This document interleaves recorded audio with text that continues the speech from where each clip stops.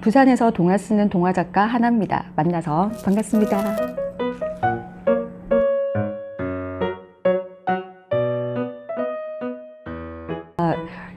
이 이야기에서 주인공이 그 중학교 형에게 돈을 상납해요. 그래서 돈요일이라고 했고요. 또 하나는 그런 세상이 정상적이지 않잖아요. 그래서 돌았다, 미쳤다, 그런 의미로 돈요일이라고 했습니다.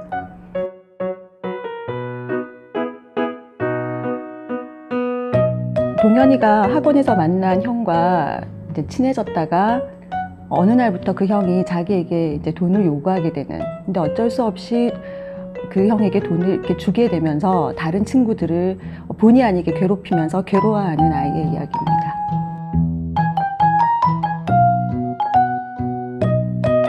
실제 모델은 없었고요. 대신에 어떤 의미에서 본다면 뉴스에서 만났던 그 많은 친구들이 또 모델이 되었다고 할 수 있을 것 같아요. 그래서 여러 해 전부터 뉴스에서 이제 학교 폭력에 대한 이야기들이 나오기 시작했는데, 처음에는 뭐 고등학생, 그 뒤에는 중학생, 그러다가 몇 해 전부터는 초등학생까지 이렇게 점점 나이가 어려지는 거예요. 그래서 우리 아이들이 이런 일을 겪지 않았으면 좋겠는데, 그럼 내가 여기에 대해서 먼저 이야기로 써서 이런 일들은 있으면 안 되겠구나 라는 걸 알게 해주면 어떨까, 그래서 쓰게 되었습니다.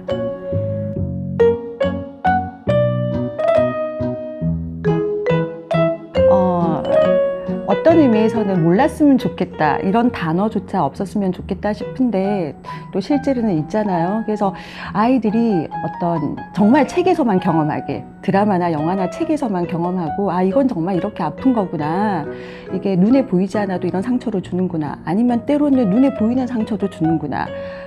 그래서 그걸 알고서 그런 일에 가담하지 않기를 바라고 일어나지 않기를 바라는 마음으로 간접 경험만 있으면 좋겠다는 마음으로 썼습니다. 책 뒤에 보면은 작가의 말에 예방접종이라는 말이 있어요. 그래서 이 책이 오히려 예방접종이 되어서 이건 안 되는 거구나 하고 좀 알았으면 하는 마음으로 썼습니다.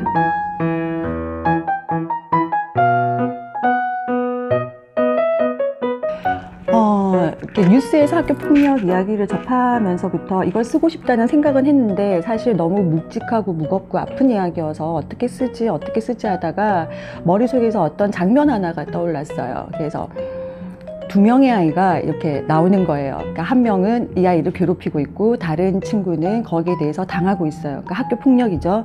근데 그걸 숨어있는 누군가가 보는 거예요. 그러니까 이 두 명은 이 아이의 존재를 몰라요. 근데 이 숨어있는 아이가 본다. 그리고 이 아이가 뭔가 이 둘 사이에 어떤 역할을 할 수 있을 것 같은데, 그때 숨어서 보는 아이가 누구일까를 굉장히 오랫동안 고민했어요. 1년 넘게 고민했어요. 그러니까 얘가 학교 폭력의 가해자라면 이야기는 어떻게 흘러갈까? 이 아이가 학교 폭력의 피해자라면 이야기는 어떻게 흘러갈까? 그리고 이 아이가 만나는 친구는 가해자와 피해자 중에서 누가 되어야 할까? 이런 것들을 1년 넘게 정말 고민하면서 이야기가 막 갈래를 이렇게 뻗어나갔다가 저렇게 갔다가 막 찾아가기 시작하는 거예요. 그러니까 길을 헤매기도 하고요. 워낙 갈래가 많으니까. 그러다가 어느 날 이 친구는 가해자가 되어야겠다. 그리고 가해자이기 때문에 일종의 벌을 받는 상황을 줘야겠다라는 생각에 그 아이를 영혼으로 만들어서 자기의 잘못을 이렇게 뭔가 보상을 할 수 있는, 다른 친구를 위해서 내가 잘못한 부분에 대해서 구원받을 수 있는 그런 것들을 좀 장치로 넣게 되면서 이야기가 술술 풀렸습니다.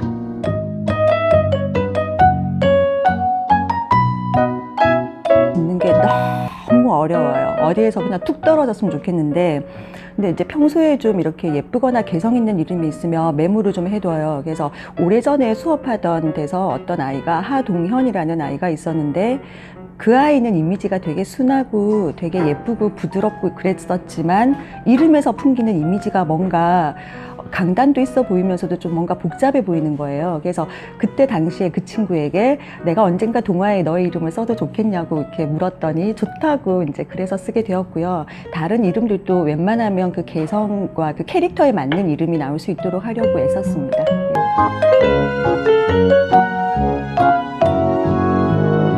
사실은 학교 폭력에 있어서는 해결책은 없는 것 같아요. 그게 해결책이 있었다면 이미 훌륭하신 학자분들이나 이렇게 그런 분들께, 선생님들께서 다 해결하셨을 것 같아요. 그리고 혹시나 이 사회에서는 이게 뭐 해결책이 되었다 하더라도 저 학교, 저 사회 가면 또 그건 달라질 것 같아요. 그래서 해결책은 없어요. 없는데 이게 만약에 해결책이 없다는 것 자체가 너무 절망적이잖아요. 근데 곰곰이 생각해 보니까 그 문제의 당사자인 주체인 우리 친구들이 조금만 더 용기를 낸다면 빨리 그것들을 좀 끊어낼 수 있지 않을까? 그래서 용기가 좀 필요하겠다. 그리고 용기도 훈련이 필요하겠다는 생각을 했습니다. 근육을 키워내듯이 훈련을 조금 한다면 그런 상황이 왔을 때 조금 더 용기를 내는데 좀 좋지 않을까, 도움이 되지 않을까. 그래서 이 책이 그 용기를 내는 어떤 출발점이 되었으면 좋겠다라는 생각으로 쓰게 되었습니다.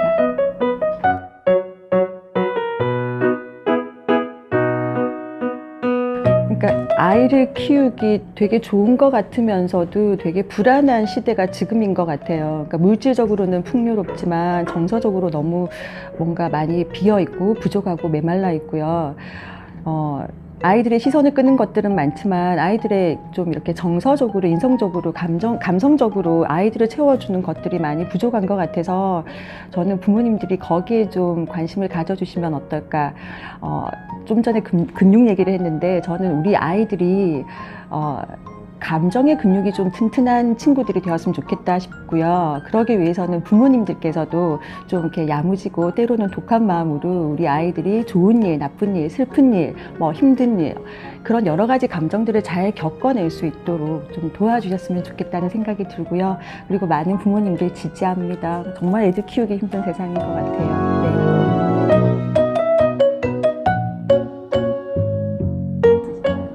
우리 친구들에게 해주고 싶은 말, 그냥 재밌고 신났으면 좋겠고요. 그리고 책 좀 많이 읽었으면 좋겠고요.